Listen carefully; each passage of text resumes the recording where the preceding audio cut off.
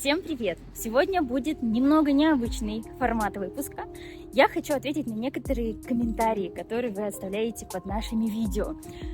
И пока мы ждем те самые долгожданные саженцы из Америки, вы пишите: не нужны никакие такие саженцы, это все ГМО. Вы серьезно? Наши саженцы – это не ГМО, это результат традиционной селекции. Выращивают их в самом, не побоюсь этого слова, знаменитом питомнике в мире – Ласан Каньон. И у этого питомника ежегодно закупается более 250 миллионов саженцев, как обычными фермами из разных точек мира, так и, например, такой знаменитой компании, как Dole. Это американская компания по производству и продаже фруктов и овощей. Так вот, прежде чем это сделать, продать, ученые годами отбирают растения по вкусу, урожайности и, конечно же, устойчивости к болезням. Каждый шаг под микроскопом, представляете? А перед отправкой саженцы проходят специальную обработку. Их выдерживают при температуре 7 градусов в течение 240 часов. Это стимулирует накопление энергии, благодаря чему растения становятся более жизнеспособными и готовыми к активному росту после посадки. Если вы хотите более подробно узнать о том, как эти саженцы появляются на свет, а это, поверьте, очень долгий путь, длиной в 4 года, специально для вас я подготовила выступление Курта Гейнса. Это человек уникальный, он занимается всю жизнь разведением саженцев, и вот он именно был 25 лет директором того самого знаменитого питомника Ласан Каньон.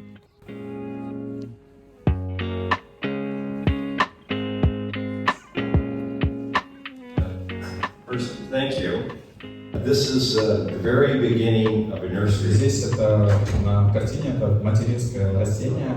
Это получается дочка с самого первого растения, которое получил университет Калифорнии Дэвис.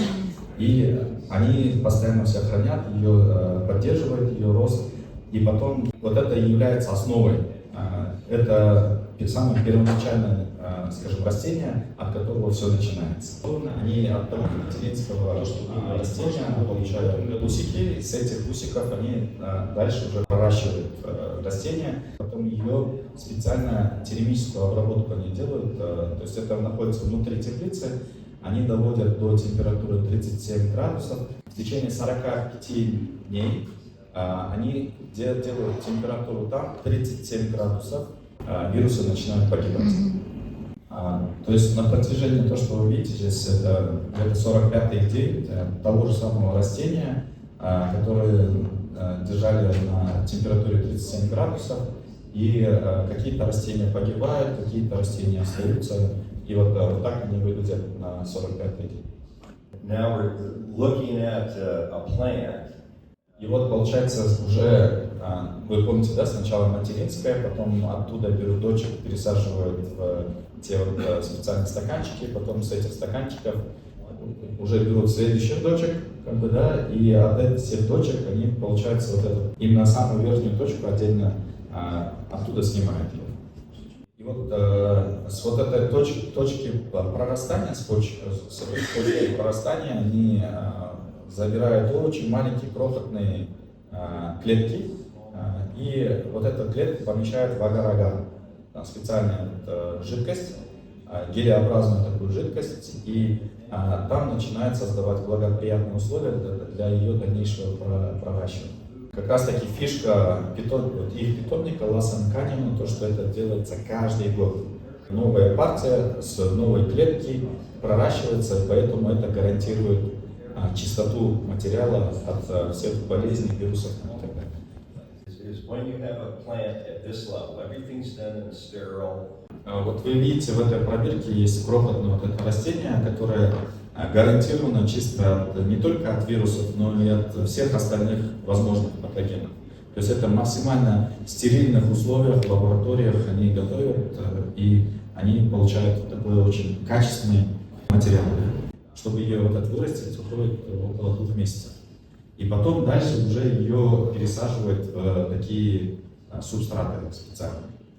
И вот здесь это до сих пор там же в лаборатории вы видите, что это не на открытом воздухе или не внутри теплицы, это получается в лаборатории, также где искусственно создается оптимальный микроклимат, оптимальное освещение, оптимальная влажность, которая позволяет вырастить тоже некое такое маточное растение. Да? Вот это называют они скринхаусом, то есть это получается, она полностью, Олег тоже наверное, подскажете, да, это полностью в сетке, наверное, да? Изолирована полностью. Да, она полностью изолирована, чтобы насекомые не заносили туда вирусы. Потому что основными переносчиками, наверное, вирусов, вообще болезней являются насекомые. Да? И вот этот со стаканчика последнего пересаживают в песок, и потом в песке здесь проращивают, и песок полностью фумигированный, то есть он полностью обеззараженный от всех возможных болезней, сорняков, насекомых и так далее. То есть здесь это максимально стерильное помещение. Это другой метод, вот эти теплицы, они передвигаются, все поле, оно фумигированное. Это, получается, фотография изнутри перемещаемой теплицы. А это метод производства дальше саженцев в их питомнике Лас-Эн-Каньоне, где вот они в специальных вот таких контейнерах это все держат, и песок, который внутри содержится, они сначала обеззараживают паром и еще и повторно обрабатывают металлбромидом. Металлбромид — это такое вещество, которое запрещено по всему миру к использованию, потому что оно, оказывается, разрушает озоновый слой. Но единственное, вот у Калифорнии есть исключение, потому что она является основой для того, чтобы получать качественное растение, чтобы, и оно используется только в питомниках, ее нельзя использовать на поле. Well, I think this was just explained. I want to stress that only California has this right to use. Это международное огромное преимущество, то, что сейчас только у Калифорнии есть права использовать металлбромид для обработки почвы. Здесь, получается, перед посадкой сюда она полностью стерилизуется, то есть паром и металлбромидом, то есть фумигация проходит. И до этого момента она абсолютно все чистое, стерильное. Вот вы видели, да, с самого начала идет чистота, гарантируется определенная чистота. И насколько я понял, здесь, Олег, здесь уже на этой стадии могут появляться споры болезней, которые взлетают по воздуху, да, например, чистая роса, один из них. Да. То, что в корневой системе все чисто до сих пор. Ага. То есть на этом этапе корни еще чистые, но из-за того, что есть определенная степень взаимодействия с воздухом, с улицы могут залететь споры мучнистой росы. Вот на этом этапе. Но корневых болезней здесь нет никаких, это гарантированно. Есть определенная регуляция здесь, вот, есть структуры, которые следят за питомниками тоже в Калифорнии. То есть в Калифорнии они тоже не могут делать так же, как они хотят. Есть требования, стандарты, по ним они работают. И вы видели то, что получается вот эти растения, которые взяты из субстрата, посажены в большой контейнер, да? И вот с этого контейнера уже берут еще дальше точек, которые посажают сюда. А вот вы видите, уже потом на поле, на открытом поле, здесь обязательно они используют песок. И вот на песке они выращивают. И есть регуляция, то, что вот с одного контейнера вот получается 100 растений берут, не больше. То есть если мы можем выращивать и больше 100, и 1000 можно вырастить в одном контейнере кустов, да?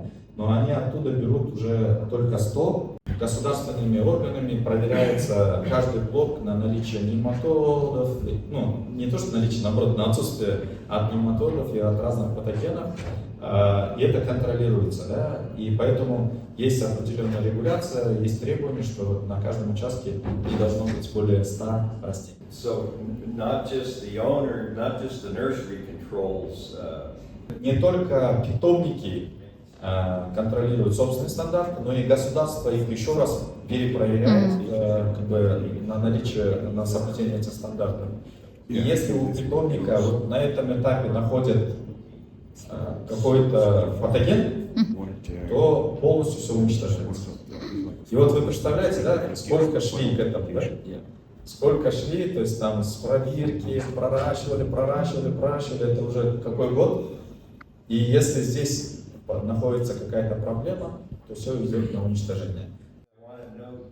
Здесь он хочет показать и отметить, что вот в питомнике используется капельное орошение, и вы можете видеть, насколько их много, да? То есть достаточно часто они стоят, и здесь крайне, как бы редко используются спринклера, они тоже вот справа, слева, вот вы видите, там есть спринклера, но основной полив идет через капельное орошение, это делается для того, чтобы снизить вероятность появления болезней, вызванные излишней влагой, излишней влажностью. Вот эти все земли здесь тоже обрабатываются металлобромидом и хлорвектор, right? Together. Yes.